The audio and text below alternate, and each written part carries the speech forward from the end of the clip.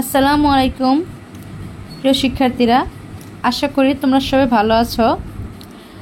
তো আজ আমরা দলগত কাজ 2 এখান থেকে আলোচনা করব। তো যেহেতু অনেক গরম পড়েছে, তোমরা অবশ্যই বেশি বেশি পানি পান করবে। বেশি ঠান্ডা বেশি গরম এরকম পানি পান করার প্রয়োজন নেই। অবশ্যই তোমরা একটু তরল জাতীয় খাবার খাবে, এতে তোমরা সুস্থ থাকবে। তো পড়ার লেখার পাশাপাশি সুস্থ থাকতে হবে, যেহেতু গ্রীষ্মকালীন ছুটি পাচ্ছ তোমরা, তো এই ছুটিটা পড়াশোনার কাজে তো লাগাবে, পাশাপাশি নিজের স্বাস্থ্যটাও খেয়াল রাখবে যেন ভালো থাকে, যেহেতু সামনাসিক পরীক্ষা। ঠিক আছে, তো অবশ্যই তোমরা নিজেরও যত্ন নেবে।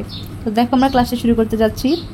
এখন আমরা দলগতভাবে আমাদের এলাকার ঐতিহাসিক কোনো ঘটনা খুঁজবো। এজন্য আমরা একই এলাকার 5 থেকে 6 জন মিলে একটি দল গঠন করি। এবারও আমরা দলগতভাবে আমাদের এলাকার ঐতিহাসিক কোনো ঘটনা খুঁজবো। এজন্য আমরা একই এলাকার 5 থেকে 6 জন মিলে একটি দল গঠন করি। এবারও আমরা বৈজ্ঞানিক পদ্ধতি অনুসরণ করে অনুসন্ধানী কাজ করব।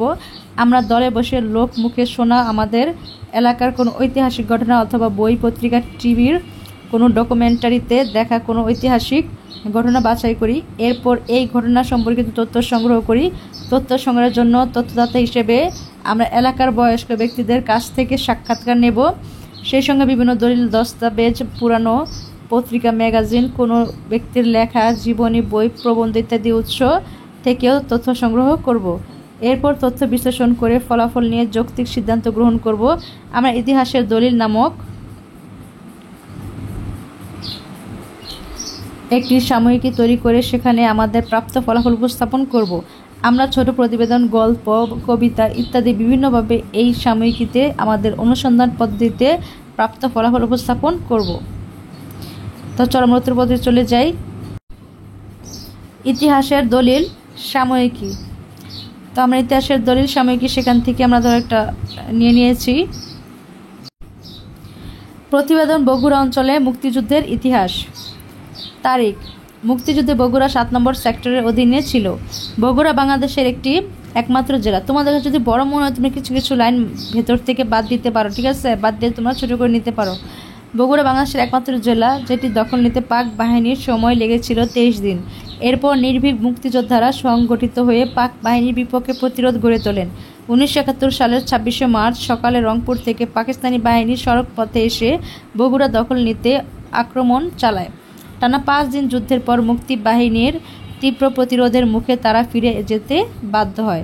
পাকিস্তানি বাহিনীকে বগুড়া থেকে হটিয়ে দিতে ওই দিন আজাদ, টিটু, তোতা, তারেক সহ প্রায় 40 জন বীর মুক্তিযোদ্ধা শহীদ হন।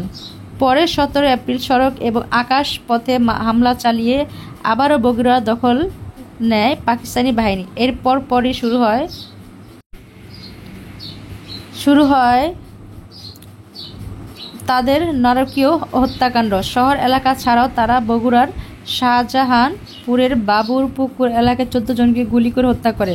ভারতীয় মিত্র বাহিনীর 64 মাউন্টেড রেজিমেন্টের ব্রিগেড কমান্ডার ব্রিগেডিয়ার প্রেম সিংহের নেতৃত্বে ট্যাঙ্ক নিয়ে তারা শহরের দিকে এগুতে থাকে। ওই সব এলাকার অসংখ্য স্থানীয় যুবকও সেদিন তাদের সঙ্গে পাকিস্তানি বাহিনীর বিরুদ্ধে ঝাঁপিয়ে পড়েন। 13 ডিসেম্বর সকালে বীর মুক্তিযোদ্ধা ও মিত্র বাহিনীর শহরের ফুলবাড়ি এলাকায় পৌঁছার পর পাকিস্তানি বাহিনীর সঙ্গে তুমুল যুদ্ধ শুরু হয়। তবে সাঁড়াশি আক্রমণের মুখে পাক বাহিনী পিছু হটতে বাধ্য হয়। পরে এদিন দুপুরে ফুলবাড়ি এলাকার পাশে শহরের বৃন্দাবন পাড়া এলাকায় পাক বাহিনীর প্রায় 700 সৈন্য অস্ত্রসহ মিত্রবাহিনীর 64 মাউন্টেড রেজিমেন্টের ব্রিগেডিয়ার প্রেম সিংহের কাছে আত্মসমর্পণ করে। বগুড়ায় উত্তোলিত হয় স্বাধীন বাংলার রক্তলাল পতাকা। আত্মসমর্পণ করতে বাধ্য হওয়ার পর তাদের বন্দী করে স্থানীয় পানি উন্নয়ন বোর্ড পাউবো কার্যালয়ে মিত্র বাহিনীর হেফাজতে রাখা হয়। এই দিনেই হানাদার মুক্ত হয় বগুড়ার নন্দীগ্রাম কাহালু উপজেলা। ফুলবাড়িতে পাক বাহিনীর বিরুদ্ধে যুদ্ধ জয়ের স্মরণে 2005 সালে মুক্তির ফুলবাড়ি নামে বীর মুক্তিযোদ্ধাদের নাম সম্বলিত স্মৃতিস্তম্ভ নির্মাণ করা হয়। শহরের প্রাণকেন্দ্র 7 মাথায় দেশের শ্রেষ্ঠ সন্তানদের প্রতি শ্রদ্ধা জানিয়ে নির্মিত হয়েছে বীরশ্রেষ্ঠ স্কোয়ার।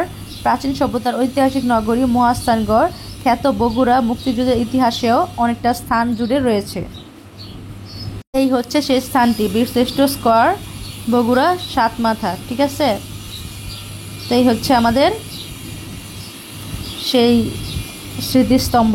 ঠিক আছে, তো এখানে যারা শহীদ হয়েছিলেন বীর মুক্তিযোদ্ধাদের, ওনাদের এই যে কয়েকজন নাম বলা হয়েছে এখানে, ওনাদের ছবি দেওয়া আছে। ঠিক আছে, আর এই চত্বরটা হচ্ছে বীরশ্রেষ্ঠ স্কয়ার, বগুড়া সাতমাথা। তো আশা করি তোমরা বুঝতে পেরেছো। তো তোমরা এখনও যারা চ্যানেলটি সাবস্ক্রাইব করোনি অবশ্যই চ্যানেলটি সাবস্ক্রাইব করে ফেলো জলদি জলদি, আর যারা সাবস্ক্রাইব করেছো তাদেরকে অসংখ্য ধন্যবাদ।